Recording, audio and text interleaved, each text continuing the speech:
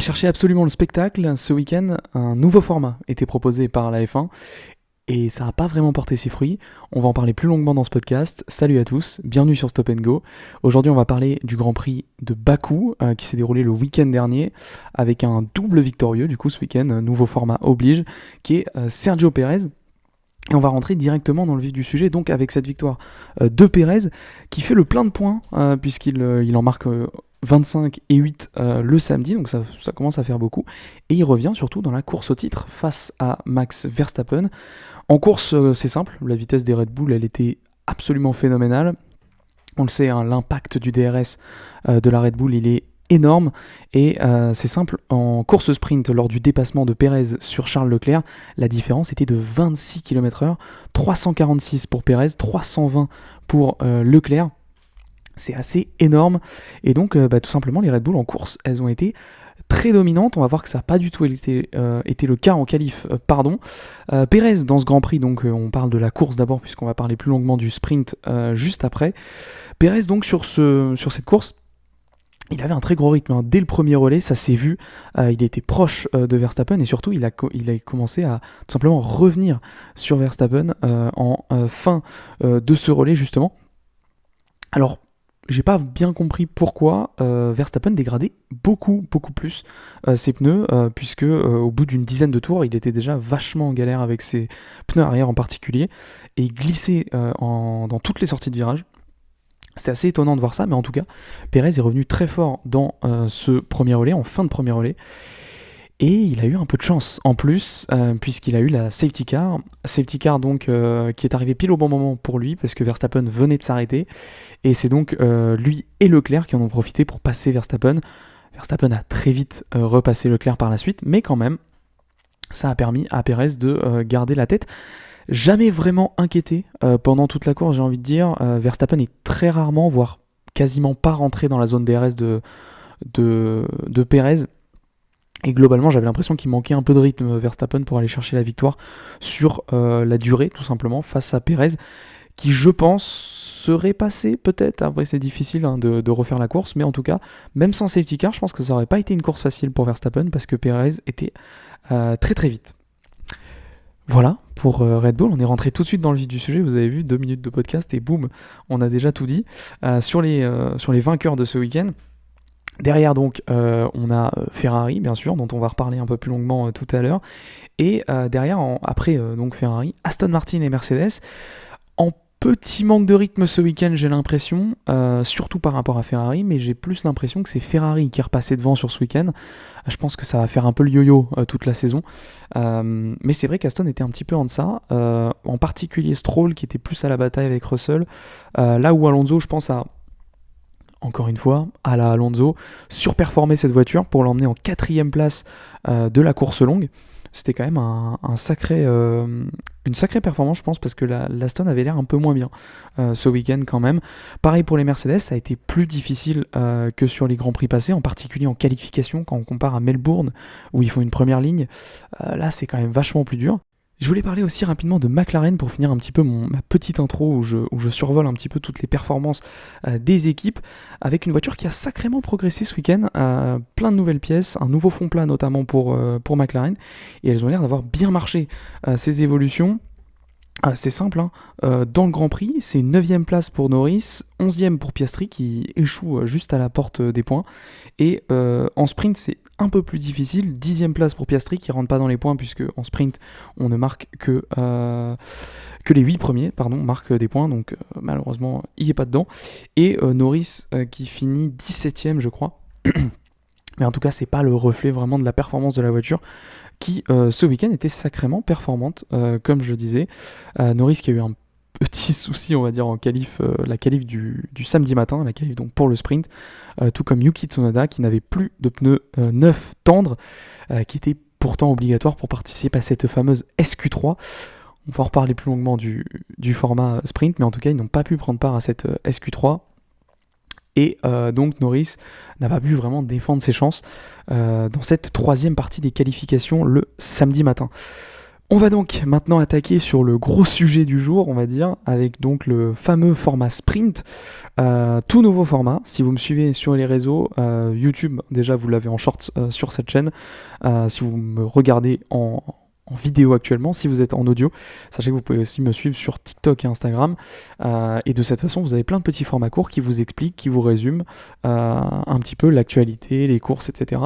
Donc j'ai fait une petite vidéo pour vous expliquer avant le week-end ce nouveau format. Si vous ne l'avez pas vu, si vous n'avez pas tout suivi, si vous n'avez pas tout compris, et si vous n'avez pas compris, vous êtes beaucoup dans ce cas-là. Donc on va reprendre depuis le début. Le vendredi est une journée qui commence de manière tout à fait normale avec une première séance d'essai libre, tout simplement une FP1, qui dure donc 1 heure, tout comme une FP1 habituelle, sauf que c'est la première et dernière séance d'essai libre du week-end. Puisque le vendredi après-midi, on attaque directement avec la qualif qui sert à déterminer la grille du Grand Prix du dimanche. Jusque-là, vous me suivez, avec donc une qualif classique, Q1, Q2, Q3, avec les temps traditionnels, j'ai envie de dire, de chaque séance. Et aussi la possibilité de choisir n'importe quel pneu, c'est comme vous voulez. C'est donc une qualification de 60 minutes. On se retrouve ensuite le samedi pour une journée qui est très particulière, c'est celle-ci, surtout qui diffère beaucoup des samedis classiques que l'on peut avoir, puisque le matin, on se retrouve pour une deuxième qualif, avec là, cette fois-ci, non plus Q1, Q2, Q3, mais SQ1, SQ2 et SQ3. Alors on dirait le nouveau line-up sportif des SUV chez Audi, mais non, ce sont bien des séances de qualification, séances qui sont raccourcies puisque la qualif en tout dure 30 minutes, tout comme le sprint de l'après-midi qui est donc défini par cette qualif du samedi matin. C'est compliqué. Le dimanche, on a notre Grand Prix, classique, tout va bien, on se retrouve pour notre Grand Prix, avec donc une grille qui a été définie 2 jours avant. Ça c'est un petit peu particulier. On va commencer tout de suite dans ce que j'ai pensé de ce format. Alors, j'ai eu 2 phases dans le week-end. Le vendredi, j'ai trouvé ça trop bien.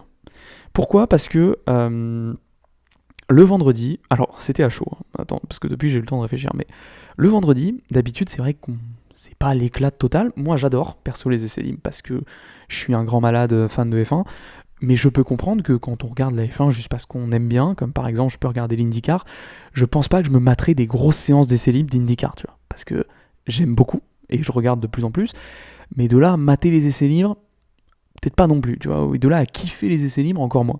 Donc je peux comprendre que ça plaît pas à tout le monde, mais c'est quand même une partie importante, comme je l'ai dit sur TikTok, Instagram et en shorts, c'est quand même un moment aussi pour les gens de venir voir des voitures rouler pour moins cher que le reste du week-end, parce que le vendredi on peut acheter des billets que pour le vendredi par exemple, et c'est l'occasion de voir des Formule 1 rouler en piste pour les passionnés pour des prix raisonnables, j'ai envie de dire, parce que bon, la Formule 1 c'est très cher, d'autant plus depuis quelques années et le rachat de Liberty Media, les prix des billets s'envolent quand on voit que des billets en tribune maintenant aux États-Unis peuvent coûter 5-6 000 $.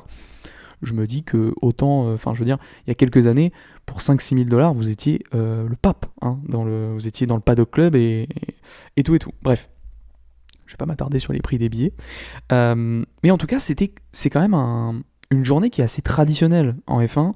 Le vendredi, voilà, les équipes apportent leurs nouvelles pièces, testent des choses. Ça permet aussi, et je l'ai vu beaucoup en commentaire d'ailleurs sur TikTok, les gens qui disaient que avoir moins d'essais libres, c'est aussi pénaliser les petites équipes. Je suis pas entièrement... je suis plutôt même d'accord avec cette idée, parce que c'est vrai que aujourd'hui en F1, on a très très peu d'essais. On a 3 pauvres jours d'essais hivernaux en début d'année. On a quelques journées de test par-ci par-là dans l'année. Certaines équipes font des essais de roulage avec Pirelli notamment pour développer des pneus, mais ça sert pas vraiment à la voiture, ça sert plus aux pneumatiques justement. Et à part ça, si, on a 2-3 jours encore à la fin de l'année avec les rookie tests, mais bon, voilà, vous êtes obligé de faire rouler des rookies, donc vous apprenez pas grand-chose, c'est des pilotes qui connaissent pas vraiment la voiture, donc c'est très difficile de développer. Contrairement à avant où tu pouvais rouler quand tu voulais. Voilà, tu te levais un lundi matin, t'avais envie de rouler, tu roulais. Voilà, c'était différent. Mais bon, c'est plus le cas, et donc on se retrouve dans une situation où les essais libres sont très importants pour le développement de la voiture. Et on le voit d'ailleurs depuis quelques années, et maintenant depuis pas mal d'années quand même, les essais libres sont vraiment des journées de test, en fait, des roulages pour les équipes et pour le développement. On les voit avec toute la peinture sur les voitures pour étudier le flux aérodynamique. Des fois, on met des racks avec tous ces petits pitot de mesure de pression d'air, justement, encore une fois, pour collecter des données et pour faire avancer la compréhension de la voiture dans le but de la développer par la suite. Donc, le vendredi et le samedi matin, c'est quand même assez crucial. Mais je suis d'accord que d'un côté spectateur, moi, le vendredi, j'ai plutôt kiffé parce que je suis arrivé, petite séance d'essai libre, qui, on va le voir, a été semée d'embûches. Et puis direct, vendredi après-midi, qualif, Q1, Q2, Q3, bam, on rentre dedans. En plus, pole de Charles Leclerc. Voilà, le petit fan de Ferrari qui est en moi était très content. Et jusque-là, en fait, on se dit, ouais, c'est pas mal. Et vient le samedi matin. Alors, comment parler du samedi dans sa globalité? Premièrement, le samedi matin, si je vous lis mes notes, j'ai vraiment marqué le samedi, on s'est fait chier. Voilà. Pourquoi? Le samedi matin, on se retrouve avec une deuxième séance qualif. Genre, peut-être 10h, 12h, le temps d'une nuit, quoi, après avoir fini la qualif d'avant. Et c'est la même chose. Alors, avec la petite spécificité, les séances sont raccourcies, comme on l'a dit. Elles ont des noms bizarres, SQ1, SQ2, SQ3. Et surtout, elles obligent les pilotes à avoir un certain type de pneus neuf en plus. Donc SQ1 et SQ2, vous êtes en médium neuf. Et SQ3, vous êtes en tendre neuf. Et le neuf est précis. C'est-à-dire qu'il faut vraiment qu'il soit neuf, les pneus. Voilà. Il faut que ce soit un nouveau train. C'est donc ce qui a pénalisé Norris et Tsunoda, comme j'en ai parlé en introduction, puisqu'ils n'avaient plus de pneus, et on a écrit ce règlement tellement vite, pour faire venir très vite ce nouveau format, qu'on a laissé des zones grises, mais comme ça, voilà, énorme. Tout simplement, puisque techniquement, c'était pas interdit pour Norris et Tsunoda. S'ils passaient tous les deux en SQ3, ce qui n'a pas été le cas, ça a été le cas que de Norris, donc ça servait à rien qu'ils sortent en piste, puisque de toute façon il aurait été 10ème. Mais techniquement, si les deux passaient, ils pouvaient se retrouver en SQ3 et se battre pour la 9ème place en pneu pluie. Voilà. Moi, j'aurais été très très chaud de voir cette scène, voilà, parce que ça aurait été fou. Alors, je pense que la FIA aurait step in pour dire, les gars, on arrête les conneries. Mais techniquement, dans le règlement, rien ne te l'interdit. Voilà. Donc, ça déjà, des petites zones grises qui seront corrigées, je pense, à l'avenir, mais fallait en parler. Et globalement, du coup, le samedi matin, on se retrouve avec un copier-coller de la veille, parce que tu peux obliger des pneus, tout le monde est sur les mêmes pneus, donc ça change pas grand-chose. Les séances sont plus courtes, donc effectivement, un drapeau jaune, un drapeau rouge, ça peut créer des choses, mais là, en l'occurrence, ça n'a pas créé grand-chose, même s'il y en a eu un petit peu des incidents. Il s'est rien passé de grave, personne s'est fait éliminer alors qu'il avait le rythme, tu vois, il n'y a pas genre une Red Bull qui n'a pas passé la SQ1 parce qu'il y a eu un drapeau jaune, tu vois, c'est pas arrivé. Donc jusque-là, copier-coller de la veille. Et l'après-midi, j'ai l'impression qu'on se spoil juste le lendemain. Parce que clairement, quand au bout de quelques tours, on voit Pérez déposer Leclerc, qu'on se dit qu'il y a peut-être une chance parce que Verstappen n'a pas réussi à le passer, mais qu'à la fin de la course, on se rend compte qu'il avait un trou à peu près comme ça dans son ponton, on se dit, ok, demain, au bout de 3 tours, on peut éteindre la télé parce qu'on sait qui a gagné. Donc en fait, cette course sprint de l'après-midi, il s'est rien passé. Clairement, on s'est fait chier. Voilà, je suis désolé de le dire comme ça. Le Grand Prix, c'était pareil, après, tu me diras. Il s'est rien passé. Voilà, il n'y avait pas de dépassement, il n'y avait rien. Et le lendemain, du coup, on avait déjà tout vu la veille, en condensé. Donc c'est un peu comme les bandes annonces, tu vois, maintenant de films, qui durent genre 10 minutes, qui te montrent toutes les scènes les plus stylées du film, et quand tu regardes le film, t'es en mode ouais, en soi j'aurais pu ne pas le regarder, puisque j'ai déjà tout vu dans la bande annonce. Là c'est exactement pareil. On s'est tapé 2 heures de Grand Prix, sachant qu'en les 30 minutes de la veille nous avait suffi à comprendre qui allait gagner, et même toute la hiérarchie en fait derrière, c'était assez impressionnant. Donc moi, ce que je voulais dire, c'est que cette journée du samedi, elle est un peu express. C'est-à-dire que tout est condensé, on essaye de faire un week-end de Grand Prix en un jour. Mais en fait, on oublie qu'on est déjà dans un week-end de Grand Prix. Donc pourquoi faire un autre week-end de Grand Prix dans un week-end de Grand Prix ? Ça revient au débat du sprint en général. Verstappen l'a dit en interview, j'ai j'ai la version anglaise, mais en gros, Verstappen expliquait que lui, il voudrait carrément tout enlever. Voilà, on arrête les conneries, on revient au format d'habitude. Et qu'on devrait plutôt se concentrer sur le fait de pouvoir avoir toutes les voitures pouvant se battre pour la P1. C'est facile à dire quand on roule dans une Red Bull, certes, vous me direz, mais en tout cas, voilà, il a dit que aujourd'hui, enfin le samedi, il était juste saoulé d'aller en qualif parce qu'il s'est levé le matin, il s'est dit attends, mais c'est pas ce que j'ai déjà fait hier, sachant que la qualif, moi je trouve qu'elle est très importante. Alors il y en a beaucoup qui ne la regardent pas, voilà, ceux qui suivent la F1 un peu de loin, on regarde surtout le Grand Prix. Mais je trouve que la qualif parfois est plus intéressante, et même assez souvent, c'est assez marrant, plus intéressante que le Grand Prix.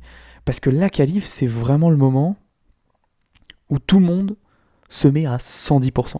On est à la limite, on pousse la voiture au maximum, c'est là qu'on voit ces F1, c'est les voitures les plus rapides du monde, dans les mains des meilleurs pilotes du monde, ou en tout cas parmi les meilleurs pilotes du monde.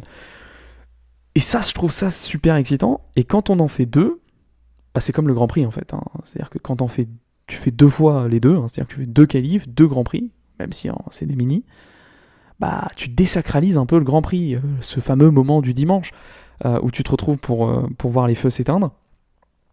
Et pareil pour la qualif, en fait. Quand le lendemain matin, tu vois tout le monde frôler les murs, tu te dis, ouais, bah j'ai déjà vu ça hier, quoi. Voilà, il n'y a plus d'intérêt, en fait, j'ai envie de dire. Et donc, c'est le problème, c'est qu'en fait, on te jette à la gueule comme ça, plein d'actions, plein de trucs. Et en plus, revers de la médaille, il s'est vraiment rien passé ce week-end. Voilà. Alors souvent, hein, c'est le cas depuis quelques années quand même à Bakou, alors il y a souvent de l'action, mais très peu de crash en final, très peu d'incidents. Souvent les pilotes de F1 tirent tout droit, ils reculent, voilà, il y a un petit drapeau jaune pendant 5 minutes, et tout va bien. Contrairement à la F2, où là la F2, tu sais que ça va être le bordel. Voilà, tous les ans c'est le bordel, il y a des crashs de partout et tout, on va en reparler dans les bonus à la fin, c'est le bordel. Mais la F1, c'est souvent très propre quand même, et ce depuis 2016 en fait. Il y a eu des incidents forcément, et souvent c'est des incidents qui sont pas vraiment liés à la nature du circuit. J'ai envie de dire, en 2018 par exemple, l'accident entre les deux Red Bull, ça aurait pu se passer n'importe où ailleurs. L'explosion du pneu de Verstappen en 2021, ça aurait pu se passer partout ailleurs. C'est pas vraiment des crashs liés au circuit. Alors il y en a eu quelques-uns quand même, hein. Je pense à Leclerc en qualif en 2019 qui se plante au château, mais globalement, bah en fait, les courses sont toujours assez propres. Et donc sur ce week-end, on a eu des courses propres, très peu de dépassements, et donc du coup, bah, c'était nul. C'est-à-dire qu'en fait, quand t'as un week-end où il n'y a pas de dépassement, pas d'incident, rien, tout se passe très, très bien, t'as pas envie qu'on te double la dose, quoi. Tu vois.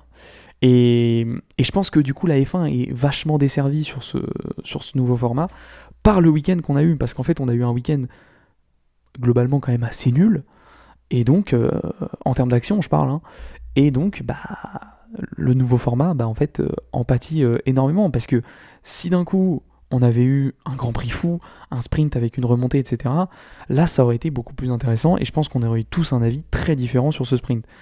Mais, je tiens quand même à rappeler un truc, les sprints, c'est mon avis, je les ai toujours trouvés quand même assez chiants, si je peux dire, puisque tout le monde part dans un ordre classique, on va dire, que l'on connaît, dans une hiérarchie normale, contrairement par exemple à une course sprint de F2, où on a la grille inversée.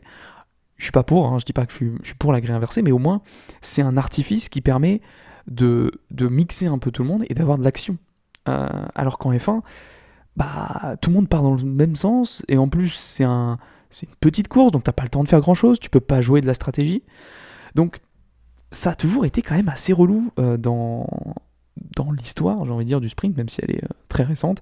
Les seuls sprints excitants que j'ai notés, c'était ceux où des pilotes partaient du fond de grille, comme par exemple Hamilton au Brésil en 2021, qui nous a régalé. Pourquoi ? Parce qu'il était en mission, il partait dernier, il fallait remonter au maximum sur le sprint pour pouvoir partir de cette même position le lendemain, etc. etc. et donc aller gagner le Grand Prix le dimanche. Mais il y avait un enjeu énorme qui était le titre de champion du monde à quelques courses de la fin, et il y avait surtout 20 voitures à dépasser, avec une des 2 meilleures voitures du plateau qu'avait Hamilton.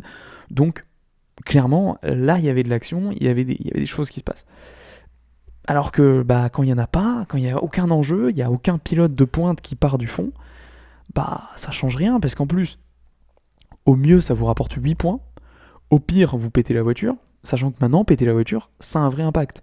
Depuis le budget cap, péter les voitures, c'est chaque million, enfin chaque centaine de milliers d'euros dépensés dans un crash, c'est ça en moins sur votre développement de voiture à la fin de l'année. Donc les pilotes, aujourd'hui, se crasher, c'est vraiment prohibé. Contrairement à avant, où c'était peut-être un peu plus ouvert, en tout cas dans les top teams. Si on explosait une voiture, c'était pas très grave, on a 400 millions dans l'année, on va la refaire, on s'en fout. Là maintenant, c'est plus le cas.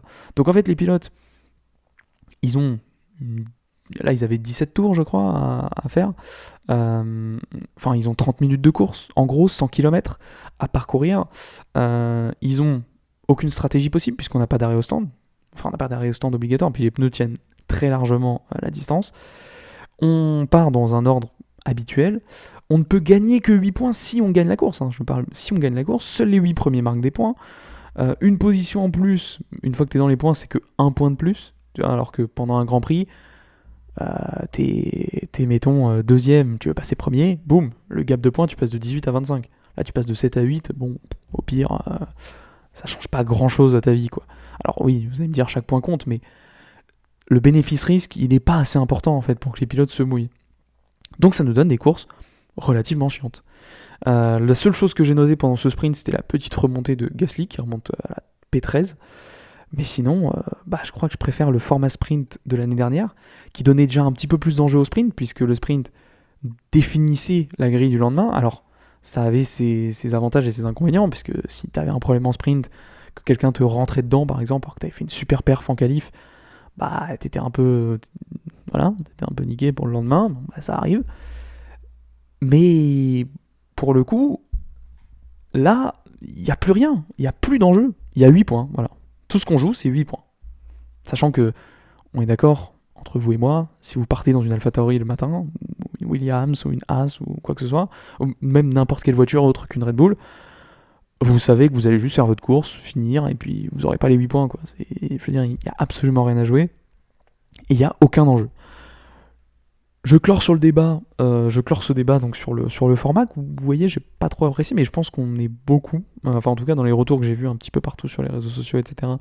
Je pense que le format n'a pas vraiment été apprécié, et surtout il n'a pas été compris. Moi j'ai regardé le Grand Prix avec un pote, avec de la famille, et personne comprenait en fait. Toutes les 2 secondes, Théo, on fait la qualif, pourquoi là déjà et demain, mais on refait une qualif. Voilà. Personne n'a compris, j'ai l'impression. Donc, c'est aussi un problème pour la F1, parce que si on allume la télé un week-end et qu'on regarde un truc et qu'on sait même pas ce qu'on regarde, c'est quand même problématique. Déjà que la F1 et le sport automobile est un sport extrêmement complexe à comprendre. Vous regardez un match de foot, même s'il y a toujours un débat sur les hors-jeux, globalement, les verts ils marquent là, les bleus ils marquent là. Jusque-là, t'as compris à peu près le principal. Une course de F1, tu peux vraiment ne rien comprendre si tu ne connais pas certaines règles. Et ça peut vraiment t'handicaper. Il y a tellement de règles, et il y a tellement de choses. Il y a la technique aussi qui va derrière les F1, les pneus, le moteur, le DRS et tout. Il y a tellement de trucs.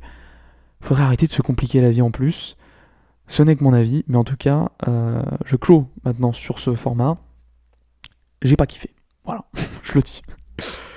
Deuxième sujet du jour que je voulais aborder, c'était le retour de Ferrari aux affaires. Alors, on va tempérer tout de suite. Ils sont pas non plus champions du monde, hein, attention. Mais franchement, c'est quand même une très belle progression ce week-end à Bakou, avec un premier week-end déjà sans encombre pour les 2 pilotes.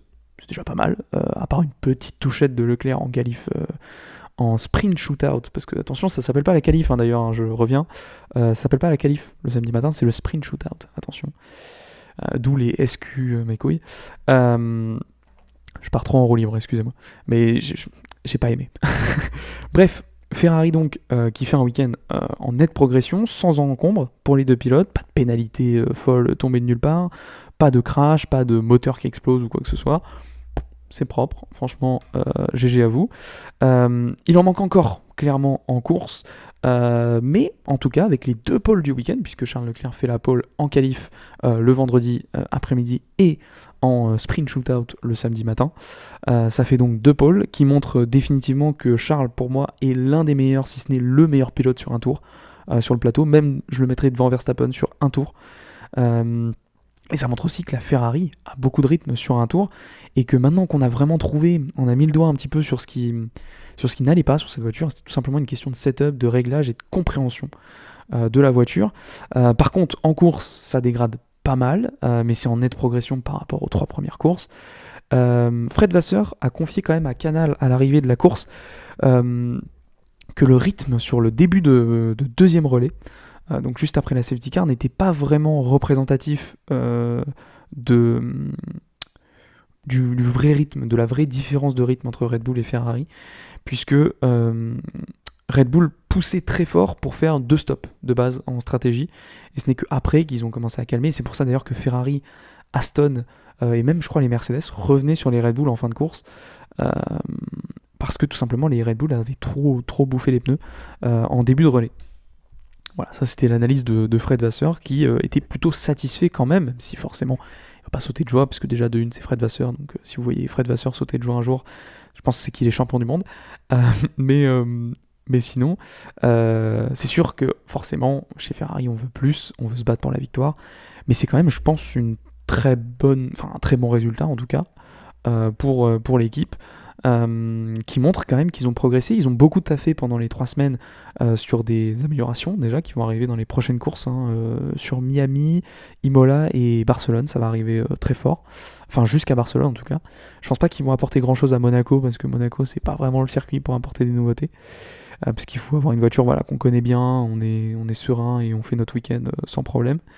Mais en tout cas beaucoup d'améliorations jusqu'à Barcelone, avec une voiture qui va beaucoup changer visuellement, d'un point de vue aéro surtout, mais qui marche déjà très bien en fait. On retrouve un peu la Ferrari de l'année dernière, de la fin d'année dernière, c'est-à-dire en deçà de la Red Bull, surtout en course, mais quand même au moins aussi forte, voire un peu meilleure en qualif. Et tout ça, c'est dû tout simplement à une meilleure compréhension de la voiture. La voiture est mieux réglée, elle est mieux comprise, et donc ils ont réussi à baisser énormément la garde au sol, donc la hauteur de caisse à l'arrière, qui permet de générer plus d'appui, mais aussi de générer moins de traînée, paradoxalement au-dessus, donc au niveau des pontons.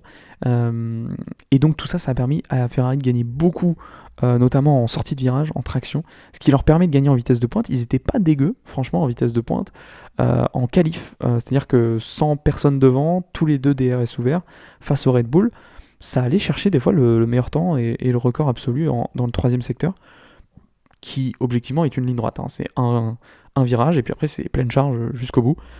Donc c'est quand même, je trouve, assez encourageant pour la suite de la saison pour Ferrari. S'ils continuent de progresser comme ça, ils pourraient peut-être, je pense, se détacher d'Aston et Mercedes, à voir comment les deux vont développer, mais peut-être prendre une sorte de position un peu dans un no man's land entre Red Bull, qui est à des années-lumière devant, et Aston Mercedes, qui pourrait peut-être se battre, ou peut-être que ça va changer toujours tous les week-ends, je sais pas. En tout cas, je suis impatient de voir la suite, parce que je pense que ça va être... voilà, si vous enlevez Red Bull du tableau, vous avez une petite bataille à 3 équipes qui va être très intéressante. 3e sujet du jour, on va parler de la sprint race, mais surtout de l'incident Verstappen-Russell. Alors, comme on l'a dit, vitesse de pointe folle de la Red Bull en course, et j'ai d'ailleurs une petite anecdote pour commencer cette section, sur Russell, qui confiait à Sky Sports en interview le samedi, je crois, que selon les calculs de Mercedes et des ingénieurs, si Mercedes retire l'aileron arrière de la voiture, on prend l'aileron arrière, il a disparu. Ils vont moins vite que Red Bull en ligne droite, avec leur DRS activé certes, mais quand même avec leur aileron d'installer. Ça fait peur, ça fait extrêmement peur de voir ça. Alors peut-être que j'essaierai de faire peut-être une vidéo pour expliquer comment Red Bull arrive à rendre son DRS aussi efficace, et surtout à faire en sorte que sa voiture génère quasiment pas de traînée en fait, ou en tout cas beaucoup moins de traînée que n'importe quelle autre voiture sur la grille. J'essaierai peut-être d'en faire une petite vidéo sur TikTok, Insta et en shorts pour expliquer tout ça, mais en tout cas, si vous devez retenir une chose dans ce podcast, la Red Bull, c'est un dragster en ligne droite. Voilà. Ils ont trouvé un moyen où en fait le DRS, quand il est ouvert, tout le flux d'air sur l'arrière de la monoplace est modifié. que ce soit au niveau de la beam wing, donc le petit aileron qui a sous l'aileron, juste au-dessus de l'échappement, que ce soit au niveau du fond plat, au niveau des suspensions, les suspensions qui sont énormément travaillées pour apporter de l'appui, mais aussi pour réduire la traînée. C'est un truc de fou. Adrian Newey a pondu encore une fois une voiture impressionnante. Bref, je clôt la petite anecdote. Sachez que Mercedes sans aileron, c'est moins vite que Red Bull. Voilà, je trouve ça juste fou, mais bon. En tout cas, si on parle de l'incident, pour moi c'est incident de course, je pense que c'est le cas de beaucoup. Incident de course, donc on est au départ, on vient de faire 2 virages, et tout simplement, je pense que Russell, en fait, donc pour vous remettre dans le contexte, Russell et Verstappen se touchent au T2, après avoir déjà passé le T1 côte à côte, être resté entre les 2 virages côte à côte encore une fois, et ça reprend là. Et donc c'est là qu'il y a le contact, c'est là que le trou dans le ponton, alors d'ailleurs ça fait un trou énorme, le contact est minime, et vraiment, il est tout petit, juste hop, ça touche un peu, et ça fait un trou de peut-être 40 cm de large dans le ponton de la Red Bull. Après, c'est une pièce qui est vachement fragile, c'est juste une petite coque de carbone, donc forcément, si ça touche, ça fait mal. Mais en tout cas, les dégâts sont gros et la perte était importante, puisque à l'arrivée de la course, Horner a dit que Verstappen perdait 7 dixièmes au tour. Est-ce que c'est vrai, est-ce que c'est faux, je sais pas, mais en tout cas, il n'a pas réussi à doubler Leclerc en course sprint, alors que le lendemain, il l'a littéralement déposé. Donc, je pense effectivement, surtout en ligne droite, ça devait perdre quand même un paquet de points aéro et surtout générer beaucoup de traînées par rapport au setup de base et donc à la voiture pas abîmée. Bref, ça glisse. Bakou, c'est un circuit en ville, donc il y a peu de grippe, souvent la piste est poussiéreuse. Il n'y avait qu'une seule autre catégorie qui roulait ce week-end, puisqu'il y avait la F2, mais pas de Porsche Super Cup, pas de F3, pas de course support sur des championnats nationaux là-bas ou quoi. Donc, une piste très verte, comme on dit dans le jargon, avec peu de grippe, peu nettoyée, en particulier en dehors de la trajectoire, et c'est bien là que se situe Russell au moment de freiner et d'attaquer Verstappen au T2. Je pense déjà que Russell s'attendait pas à ce que Verstappen tienne et ne concède pas en fait le dépassement, mais après j'ai envie de dire être surpris d'une telle manœuvre de Verstappen, je pense que voilà, il faut s'y attendre quoi. C'est Verstappen, tu sais qu'il va pas te laisser passer comme ça quoi. Mais bon, en tout cas je pense que Russell a été assez surpris. Et effectivement, au moment de rentrer dans le virage, Verstappen laisse la place. Est-ce qu'il aurait pu en laisser un peu plus en vue aérienne, enfin en vue du dessus? On se dit que oui, effectivement, il aurait pu en laisser plus, mais en laisser plus, c'était vraiment compromettre son virage et vraiment compromettre sa sortie et potentiellement se faire dépasser par bien plus que juste Russell. Donc je comprends qu'il ne l'ait pas fait, mais en même temps, il n'en laisse pas énormément non plus. Il laisse vraiment juste ce qu'il faut, juste l'espace de une voiture. Et Russell arrive, hop, un petit peu en glisse, ça tape. Bon, ça tape très gentiment. Ça continue après d'être côte à côte. Verstappen ne lâche pas. Dans la ligne droite, ça reste côte à côte. Et ça prend encore le T3 et T4 côte à côte. Le mec ne veut rien lâcher. Alors, c'est beau, c'est un vrai racer. Mais là, en l'occurrence, ça lui a peut-être coûté un petit peu. Parce qu'il aurait sûrement pu aller chercher la P2. Parce que Russell, au pire, il le laisse passer. Il va le choper dans 2 tours, parce qu'on rappelle du fait qu'on parlait il y a 3 minutes, Verstappen avec un aileron plus rapide que Mercedes sans aileron. Donc globalement, si Verstappen laisse passer Russell, le tour d'après c'est ciao, c'est passé. Donc il y avait peu d'intérêt, on va dire, à défendre corps et âme face à Russell. Et donc en parc fermé, à la fin, Verstappen n'est pas content, va voir Russell, et puis là, ça se fight un peu. On sait que Verstappen dans les parcs fermés, c'est quelqu'un d'assez chaud. On se rappelle de Esteban Ocon et lui en 2018 au Brésil. Donc, je me suis dit à un moment, il va peut-être lui mettre une petite tapote sur la tête. Alors, en plus, Horner qui dit, ouais, Russell a bien fait de garder son casque. Frérot, c'est pas le MMA ici, je veux dire, je trouve ça assez incroyable, mais bon, bref. Un peu cette mentalité Red Bull que j'apprécie pas forcément. Mais bon, en tout cas, Russell se défend, dit qu'il a pas de grippe, voilà, on fait la course, c'est le départ. Pour moi, c'est un incident de course, il n'y a absolument pas de problème. C'est très chaud entre les deux, ça touche légèrement. Malheureusement, l'impact de l'incident et de la toute petite touchette est grand, puisque le morceau de carbone est plutôt important et la perte de temps était aussi importante.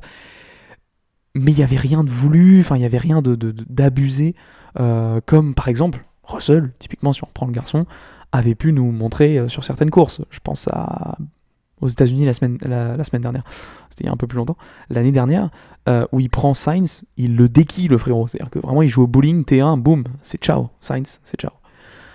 Là c'était abusé, là ça méritait une pénalité, parce que le frérot, juste il freine 50 mètres après tout le monde, donc oui, là, c'est le départ, c'est chaud, c'est côte à côte, il n'y a pas trop de grippe, je suis à l'inté, t'es à l'exté, tu laisses pas énormément de place. En plus, Russell se défend en disant qu'il avait le virage, et c'est vrai, puisqu'il a plus d'une voiture, enfin il est à plus d'une demi-hauteur une demi-voiture à la hauteur de Verstappen. Donc techniquement, depuis le karting, c'est ce qu'on t'apprend. Si t'es à plus d'une demi-voiture de hauteur, ou d'un demi-kart, elle est à toi la ligne intérieure. Donc t'es obligé de laisser la place. T'es obligé de concéder. Il fallait défendre avant, il fallait se placer au frein pour éviter de te faire doubler. Bref, l'incident se passe. Je veux juste, pour conclure ça et passer à la suite, rappeler que Verstappen, c'est quand même le garçon. Je veux dire que lui, de tous les 20 pilotes, je pense, sur la grille, c'est peut-être le gars le moins bien placé pour parler de ça, parce que bon, j'ai pas besoin de refaire un petit rappel des faits, mais le frérot, dans sa carrière, alors depuis quelques années, il est calmé, certes, il est bien plus réfléchi, il prend plus de temps à dépasser, etc. Il est toujours très, très agressif quand même. Quand on dit on laisse pas la place, Monza 2021, je crois qu'il y avait plus de place. Voilà.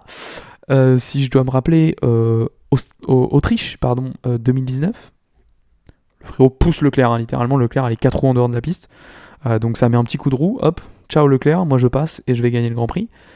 2018 à Bakou, puisqu'on revient pour parler de cette piste en particulier, ça sert à quoi de bouger juste avant de reprendre les freins, devant ton coéquipier en plus, lui casser l'appui aéro, et donc ça vous prend tous les deux, puisque Ricardo lui rentre dans les fesses, et puis c'est ciao pour les deux Red Bull. Donc des erreurs, il en a fait, un dive absolument fou sur Grosjean en 2014, c'est sa première saison certes, mais à Monaco, voilà, il en a fait des erreurs, il est extrêmement agressif comme pilote, comme j'ai dit depuis quelques années, il est calmé, mais quand même, c'est pas le dernier des frérots, quand il faut taper dedans, il est là. Donc, voilà, ça c'était juste ma petite conclue pour dire que, frérot, la prochaine fois, calme, je veux dire, tu l'as fait, donc c'est pas très grave. Bref, week-end cata d'Alpine. Je prends mon air présidentiel, parce que là, c'est terrible ce qui se passe, honnêtement. Alors même si mon cœur appartient à Ferrari, j'aime bien Alpine, forcément. On a Pierre, on a Esteban, on est français, on aime Alpine, voilà. Mais là, frérot, c'est dur, franchement c'est dur. Comment faire ? Je reprends depuis le début, si vous n'avez pas suivi le vendredi. Le week-end commence très mal, tout simplement, puisque avec l'incendie sur la voiture de Pierre Gasly, soi-disant, je prends un air très, très hautain pour dire ça, non, c'est ce que l'équipe a dit, et j'ai tendance à les croire, c'est dû à une fuite d'un liquide. J'ai pas creusé beaucoup plus, j'avoue, mais en tout cas un liquide qui aurait pris feu, tout simplement autour de l'échappement. Donc les chaleurs autour de l'échappement sont très importantes. Si vous avez un liquide un peu inflammable, genre huile, ou même certains liquides de refroidissement, des trucs comme ça, ça peut vite partir en steak. Donc en tout cas, incendie, la voiture brûle, donc déjà, c'est pas cool, sachant qu'on n'a qu'une séance d'essai libre, faut le rappeler, sur ce week-end, donc c'est pas ouf de louper la seule séance d'essai libre que t'as dans le week-end. En plus de ça, on a peur pour la voiture d'Ocon, à raison. Donc on fait rentrer Ocon au stand et on le cloue au stand pendant tout le reste de la séance. Donc les deux voitures ne roulent pas. Le setup est éclaté au sol. Voilà, la voiture est inconduisible, clairement. Je pense qu'il y avait beaucoup plus de potentiel et ils l'ont montré en Australie. C'est pas possible que la voiture passe de ça à nul en 3 semaines. Mais clairement, juste le setup, l'importance d'un réglage d'une voiture en F1, c'est capital. Donc si votre réglage il est nul, votre voiture elle est nulle. Voilà. Vous pouvez prendre une Red Bull, la régler comme n'importe comment, et vous allez avoir une voiture qui va être peut-être P10 quoi. Vraiment, c'est très très important. Et là le réglage était nul. Sauf que pas d'essai libre, donc pas de possibilité de changer ça. On arrive ensuite le vendredi après-midi directement dans les qualifs. Et donc, dès la qualif, dès la sortie du garage en Q1, parc fermé, vous pouvez plus toucher la voiture jusqu'à dimanche soir, donc vous êtes bloqué pendant 2 jours et demi avec une voiture de merde. C'est ce qui est arrivé à Alpine. De plus, on répare la voiture de Gasly, alors ça c'est très cool, les mécanos ils se sont donnés à fond, parce que je peux te dire que la voiture, frérot, bon déjà, quand il y a le feu, ça détruit un peu tout, quoi. C'est pas idéal le feu. C'est très logique ce que je suis en train de dire. Mais en plus de ça, on vient tout éteindre avec des extincteurs, etc. Là, c'était une fuite de liquide, donc ça a continué à brûler pendant pas mal de temps, donc on a vidé peut-être 5 extincteurs sur la bagnole, et dans la bagnole, enfin sous le capot moteur, etc. Ce qu'il faut faire, hein, bien sûr. Mais ça endommage encore plus, ça dégueulasse tout, faut tout nettoyer, faut vous imaginer sortir chaque pièce, les démonter, les nettoyer, les remettre, analyser si elles sont bonnes ou pas, si elles sont à jeter ou pas, enfin bref, c'est une cata. Surtout que la voiture a mis longtemps à revenir, et en gros, en une pause midi, les mécanos remettent la voiture sur pied, ou sur roue, si vous préférez, pour rouler. Sauf que Pierre, dans une voiture qui, on l'a dit, est nulle, et aucun roulage, hein, parce que le frérot presque aucun roulage, il avait genre quelques tours, mais sinon c'est rien. Sachant que dans un circuit en ville aussi exigeant que Bakou, c'est comme à Monaco, c'est comme à Singapour, il faut rouler, il faut impérativement rouler. C'est hyper important parce que il faut vraiment construire son week-end avec beaucoup de confiance. Sur un circuit normal, vous arrivez, vous roulez à 101% dès le premier tour, vous bloquez une roue, vous sortez un peu, vous passez au large, vous allez dans l'échappatoire. Ok, c'est là qu'est la limite. Sur un circuit en ville, tu peux pas faire ça, parce que sinon, c'est le mur. Donc il faut que tu commences à 98, puis 99, ou même à 95, je sais pas, tu pars de ce que tu veux, et tu montes comme ça graduellement. Là, t'as qu'une séance pour le faire, et en plus, tu la fais pas. Donc t'arrives en qualif, il faut que tu sois à 100%, mais tu sais pas où est la limite de la voiture. La limite, il l'a trouvée très vite, puisque en SQ1, il se sort et il tape au même endroit que De Vries quelques tours plus tôt, il tape encore plus fort, il détruit un demi-train arrière, plus un demi-train avant d'ailleurs. Comme ça, c'est ciao. Ça part P17 le lendemain, donc c'est catastrophique. Esteban, de son côté, il est quand même mieux placé, puisqu'il finit 12ème de cette première qualif, et tout simplement, en qualif le vendredi, on se dit que la voiture est quand même vachement nulle. Voilà, là je suis d'accord avec eux pour une fois. Et donc, on fait rentrer pour un changement de setup, de pièces, etc., de hauteur de caisse, etc. Bref, on change les réglages sur la voiture d'Ocon, qui part donc des stands. Des deux courses, puisque quand tu brises le parc fermé sur un week-end sprint, tu brises le parc fermé sur les deux. Donc pour savoir un truc, quand tu pars en qualif, on a ce qu'on appelle le parc fermé qui t'interdit de toucher à la voiture jusqu'à la fin du Grand Prix. Sauf que là, la première qualif arrive très tôt dans le week-end, et ensuite il n'y a que des séances, il n'y a plus de séances d'essai libre, c'est que des qualifs ou des courses. Donc le parc fermé commence très tôt. Et si vous brisez ce parc fermé, vous pouvez, c'est-à-dire si vous changez quelque chose qui n'est pas exactement la même, enfin, si vous changez une pièce pour une autre pièce qui n'est pas exactement la même, vous brisez le parc fermé, donc c'est ciao. Pareil, si vous changez les réglages, vous n'avez le droit que de toucher les angles d'aileron avant. Donc autrement dit, vous n'avez pas beaucoup de marge, quoi. Toutes les hauteurs de caisse, dureté de suspension, je sais pas, plein de trucs, même l'aileron arrière, des spécifications d'aileron, tout simplement, si vous voulez changer pour mettre un autre modèle, ou même des réglages de barre anti-roulis, etc. Tout ça, si vous faites, c'est briser le parc fermé, et donc vous partez des stands. C'est ce que fait Ocon, mais on fait pas ça sur Gasly. Pourquoi ? Je ne sais pas. Alors, j'ai ma petite idée quand même, puisqu'effectivement, je comprends, hein, pour une question d'image, qu'on veuille pas faire partir les deux voitures des stands, parce que bon, c'est pas vraiment bon pour l'image de dire regardez, nos deux bagnoles elles partent des stands, super. La com, c'est pas ouf. Mais en même temps, d'un point de vue purement sportif, et je pense que c'est comme ça qu'il faut réfléchir en premier, lancer Pierre en P17 le dimanche avec une voiture inconduisible et un setup éclaté au sol, c'est pas une bonne solution. Et voilà, ça va finir par être nul. Donc Esteban part en dur le dimanche, mais malheureusement il n'a pas de chance avec le safety car qui arrive trop tôt pour passer sur une autre gomme, et qui du coup ruine un peu la stratégie. Il va attendre, tout comme d'ailleurs Hülkenberg, toute la course pour un autre incident, tout simplement, pour pouvoir changer de pneu à ce moment-là, profiter d'une safety car, d'une virtual safety car ou même d'un drapeau rouge. Cet accident ne va pas arriver, hein, et donc Ocon va s'arrêter dans le dernier tour. en manquant de déquiller la moitié des journalistes présents ce week-end-là, puisque à la F1, petite digression, on a décidé de faire venir tout le monde sur le parc fermé pour préparer le truc un tour avant la fin.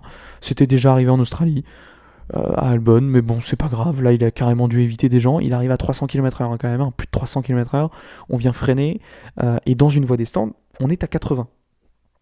Quand tu joues au jeu F1 22, ou même quand tu regardes à la télé, tu te dis que 80, on se fait sacrément chier. C'est sûr que par rapport à 300, c'est pas grand-chose. Maintenant, est-ce que vous vous êtes déjà pris une voiture à 80 ? Alors, si vous regardez ce podcast, normalement non. Si c'est le cas, bien joué à vous d'avoir survécu. Mais globalement, ça fait mal. Hein, voilà. D'autant plus si vous avez une voiture avec une énorme lame en carbone à l'avant. Voilà. Vous avez une lame comme ça qui vient vous trancher la gueule. Voilà. Mais je sais pas, à la F1, on se dit pourquoi pas faire sortir les journalistes maintenant. Et puis les VIP aussi, parce que les journalistes, c'est des journalistes qui sont accrédités pour être sur la pit lane, ou même des membres d'équipe, des mécanos, etc. C'est des gens qui savent ce que c'est les dangers de la pit lane, qui sont formés qui savent ce que c'est quand une voiture arrive à 80 et qui savent l'éviter, se protéger, et qui sont plus alertes. Des VIP, ils se baladent là, frérot, ils sont sur une rue piétonne à Saint-Tropez, vraiment, ça se balade, c'est au calme. Sauf que là, si t'as une voiture qui arrive, c'est ciao. Donc ça fait... Voilà. Je finis ma digression là, mais il va falloir faire quelque chose. Apparemment, ça va changer pour Miami. J'espère, parce que là, c'est chaud. Bref, je reviens sur Alpine. Ça finit 14-15, donc en course longue, et 13-18 en sprint, puisque Esteban doit partir des stands sur les 2 courses. Enfin bref, voilà, on a déjà tout dit. Et là, ça fait quand même une deuxième grosse perte de points après l'Australie, où ça s'est craché. Bon, on va pas refaire le débrief de l'Australie. C'est quand même chaud, parce que globalement, cette année, avec Mercedes, Aston, Red Bull, Ferrari, tout, de la P1 à la P8, à la régulière, c'est verrouillé. Et c'est largement verrouillé, parce qu'ils sont quand même pas mal devant. C'était le cas ce week-end. P1, P8, c'est verrouillé. Donc il faut aller chercher P9 et P10. Donc ça veut dire que maximum, si t'es vraiment bon, tu fais 3 points par week-end. Donc c'est pas le moment de venir gâcher des points, quoi. Parce que cette année, c'est pas comme les années d'avant. Les 4 équipes de devant, elles sont loin devant, parce que derrière, entre il y a Red Bull, les 3, Ferrari, Aston et Mercedes, et le reste du monde. Donc si vous maximisez pas tout, vous pourrez pas aller chercher, alors si sur des courses folles, mais à la régulière, vous pourrez pas aller chercher des P5, des P6, des P4 et des trucs comme ça. C'est pas possible. Donc il va vraiment falloir tout maximiser, parce que là ça va pas fort, et renouveler une P4 au championnat constructeur, pour moi ça paraît impossible, parce que pour moi les 4 équipes de devant, elles sont trop loin devant Alpine, et même avec le meilleur développement de la Terre, les autres devant, ils vont pas les attendre venir toute la saison, ils vont aussi développer, donc on l'a vu avec Ferrari, ça va progresser, tout le monde va progresser. Donc je pense pas qu'Alpine va tout de suite venir se mêler à cette bataille à 4 équipes, enfin plutôt à 3 équipes. Donc ça va rester potentiellement P9, P10 toute la saison.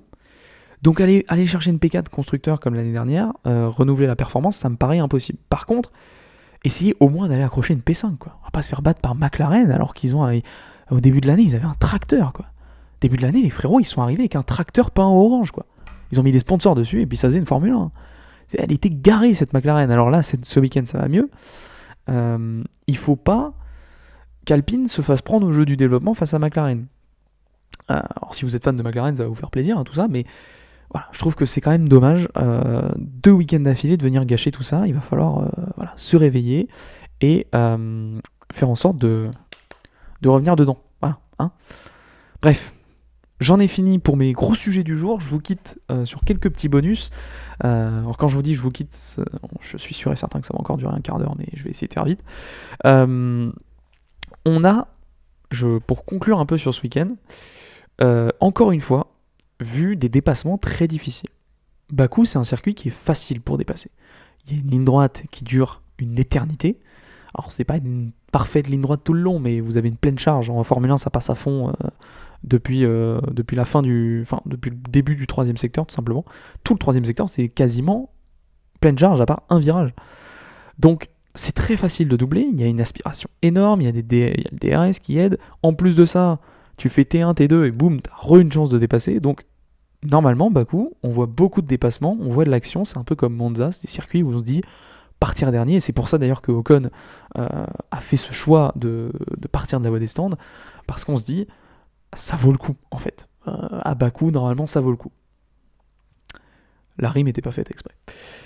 Mais là, ça a été encore super difficile de se dépasser, tout comme les premiers Grands Prix de la saison.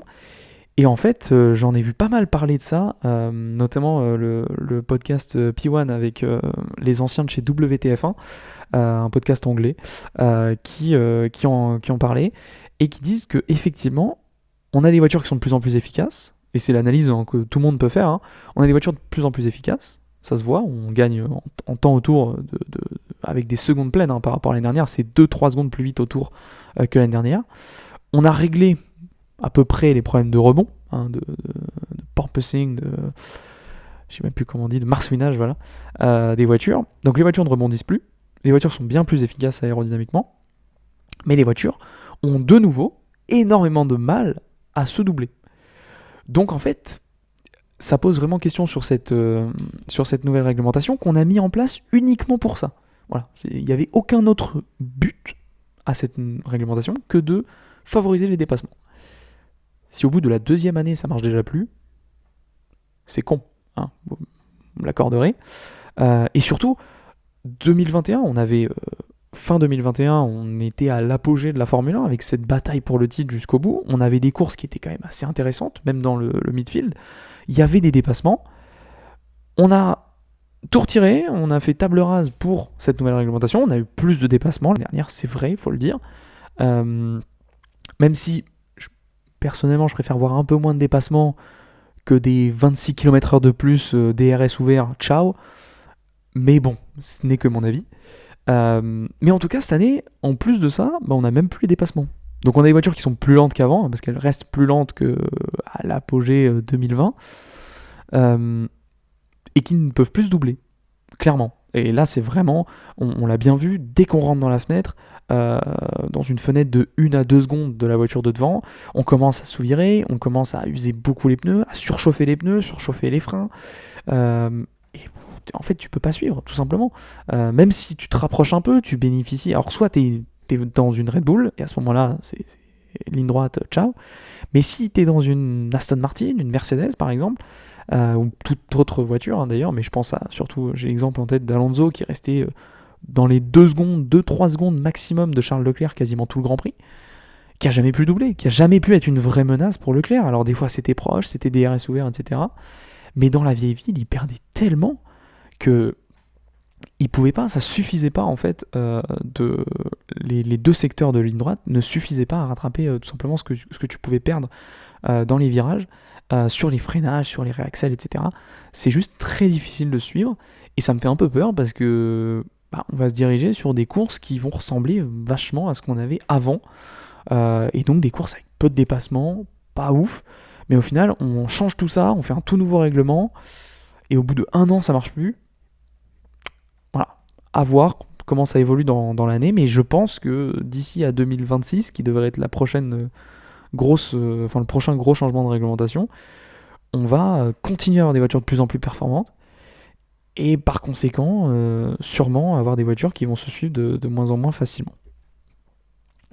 C'est la vie, j'ai envie de dire, mais c'est un peu dommage pour nous qui regardons la F1. Si je devais finir, et je dois finir d'ailleurs, sur ce dernier bonus, sur les Français en F2, mais aussi outre-Atlantique. C'est un week-end qui n'a pas été très très facile pour les Français. Bon, déjà en Formule 1, on oublie. En F2, Victor Martins et Théo Pourchaire sortent au T1 dans la dernière relance en course sprint le samedi après-midi. Bon, voilà, c'est une relance, c'est chaud, c'est la F2, ça sort loin. Victor se fait un petit peu emmener visuellement par Auger, je crois, qui sort devant, qui était en tête pourtant. Il y en a beaucoup qui sortent à ce moment-là, puisque Arthur Leclerc sort, Pourchaire sort, Martins, Auger, enfin il y a 4 bagnoles qui partent au tas au T1. Ce T1 qui est d'ailleurs, si vous jouez à F1 22, vous le savez, il y a les Tech Pro qui reviennent. C'est-à-dire qu'en fait, tu as le mur qui est droit, et en fait, à l'endroit du virage, vraiment, pile à l'endroit où tu sors, les Tech Pro reviennent sur la piste. Alors, elles reviennent pas sur la piste, mais reviennent un peu sur le vibreur, etc. J'ai toujours trouvé ça hyper dangereux. Et je comprends pas pourquoi le mur est pas en biais pour pouvoir mettre les Tech Pro, pour faire en sorte que les Tech Pro soient alignés droite avec la ligne blanche de la piste. Parce que là, tu sors, et en fait, t'as ce truc qui te revient dessus, comme ça, d'un coup, et tu te le prends à tous les coups. Enfin, si tu prends un peu large, c'est ciao. Alors, vous allez me dire, c'est un circuit en ville, faut bien du challenge, et je suis d'accord. Mais c'est un peu dangereux, je trouve. Enfin, je sais pas, parce que t'as vite fait d'empiler quand même. Hein. Là, faut pas oublier que Victor, hein, sans le halo, je sais plus qui est en dessous d'ailleurs. C'est pas, j'ai oublié son nom, à celui qui était en dessous. Bref, je le rajouterai peut-être au montage. Vous avez une autre voiture qui vient sous Victor. S'il a pas le halo, encore une fois, ça peut être très très grave. Donc, ouais, ce premier virage un peu bizarre, mais en tout cas, ça finit mal. En course longue, Théo monte sur le podium. 3ème place, donc une course solide. Ça lui permet de reprendre la tête d'ailleurs du championnat. Mais Victor, par contre, fait, alors, sur la piste, une belle 4ème place. Mais il se fait disqualifier quelques heures plus tard pour un problème de plancher non conforme. C'est compliqué pour les pilotes hard dans ce début de saison, en particulier pour Victor, qui n'arrive pas vraiment, les deux, hein, ils n'arrivent pas vraiment à transformer leur grosse vitesse, parce qu'ils ont vraiment une très bonne vitesse, un très bon rythme. Et ça se concrétise pas en course. Et c'est vraiment dommage parce que ils ont le potentiel tout simplement. Mais j'ai pas de doute que ça va finir par fonctionner. Faut pas oublier non plus que Victor en est sa première saison de F2, donc forcément il apprend encore, il a encore beaucoup d'expérience à prendre. Par contre pour Théo la pression elle est grande. C'est déjà sa 3ème saison. Il faut gagner absolument cette année. Alors c'est pas facile comme ça, c'est une grosse pression, c'est clair. Mais de toute façon, si tu veux aller en Formule 1, il faut savoir gérer la pression. Et là, clairement, elle est là. Il faut absolument gagner le championnat cette année pour Théo Pourchaire. Donc, comme j'ai dit, c'est bien parce que malgré tout, un week-end un peu mitigé, mais la 3ème place en course longue lui permet de reprendre la tête au championnat. Ça, c'est bien. Mais par contre, ouais, il va falloir que ça se concrétise encore plus, je pense, lors des prochains meetings. Je finis, et après je vous laisse, c'est promis, avec de l'autre côté de l'Atlantique, tout simplement, on avait le Grand Prix d'Alabama à Barber en IndyCar, et notre Français Romain Grosjean a été très performant. Encore une fois, nouvelle pole position, c'est sa 6ème pole position, je crois, en Indy. Non, c'est son 6ème podium. Je me perds. Bref, c'est une nouvelle pole position en IndyCar pour lui. Un petit peu malchanceux en course sur une stratégie différente des autres pilotes de tête qui ont profité d'un full course yellow vers la fin de la course à 30-40 tours de la fin. Ils ont profité d'un full course yellow pour pouvoir économiser des pneus, économiser leur gomme tout simplement et pouvoir s'arrêter en même temps que Romain pour leur dernier arrêt et donc avoir des pneus tout aussi frais alors qu'ils avaient fait un arrêt de moins. Donc forcément, ça n'a pas vraiment joué en sa faveur. Et surtout au moment de défendre face donc, à Scott McLaughlin, il n'avait plus de push-to-pass. Le push-to-pass, pour vous résumer, c'est genre bon, c'est comme son nom l'indique, j'ai envie de dire, mais c'est un bouton, vous appuyez, ça donne plus de puissance. Vous avez le droit à 200 secondes pendant la course. Et donc une fois que vous avez dépensé vos 200 secondes, vous n'en avez plus. Il n'y a pas de DRS, il n'y a pas tout ça. Mais l'avantage du push-to-pass, c'est que vous pouvez l'utiliser en attaque, mais aussi en défense, et surtout partout où vous voulez. Je vous déconseille dans un virage, mais en tout cas en sortie de ligne droite, etc. Vous n'êtes pas obligé d'être dans une zone de DRS, vous n'êtes pas obligé d'être à 1 seconde du gars de devant, vous n'êtes pas obligé d'être démuni finalement quand vous êtes attaqué, puisque là vous pouvez aussi l'utiliser en défense, sauf que Romain, qui en plus devait faire beaucoup d'économies d'essence, rentre un peu large dans une épingle. Ça rentre un peu trop loin. Et il laisse une grosse marge. McLaughlin s'insère et à la sortie du virage, ils sont tous les deux côte à côte, sauf que il y en a un qui a un push-to-pass et l'autre qui en a plus. Donc forcément, ça n'a pas joué en sa faveur et il s'est fait dépasser. Et en fin de course, Will Power revenait sur lui, mais il a plutôt bien géré et il a réussi à rester en tête assez facilement, j'ai envie de dire. Donc GG à lui.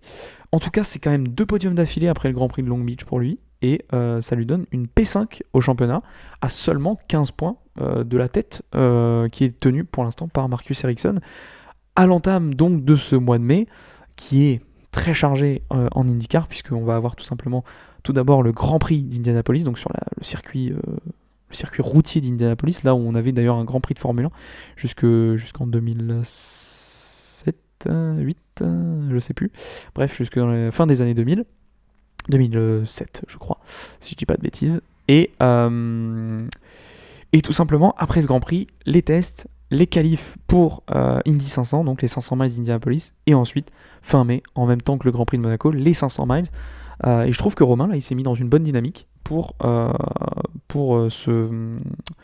gros mois de mai. C'est le plus gros mois de l'année, hein, pour l'IndyCar. Tout simplement, c'est un peu les 24 heures du Mans de l'IndyCar. C'est la course qu'il faut gagner dans l'année. Et en plus, il nous a montré plus tôt dans la saison au Texas qu'il était quand même rapide sur les ovales. Donc ça, c'est aussi, même s'il y avait eu un petit accrochage et qu'il avait abandonné, mais il était quand même rapide, il avait la pointe de vitesse et il jouait dans le top 5 en fin de course. Donc ça va être très intéressant. Sur ce, je vous retiens pas plus longtemps parce que je pense que c'est déjà bien long là cette semaine, mais il y avait beaucoup de choses à dire, un nouveau format, plein de choses à dire. Malgré tout, sur une course qui a été plutôt chiante.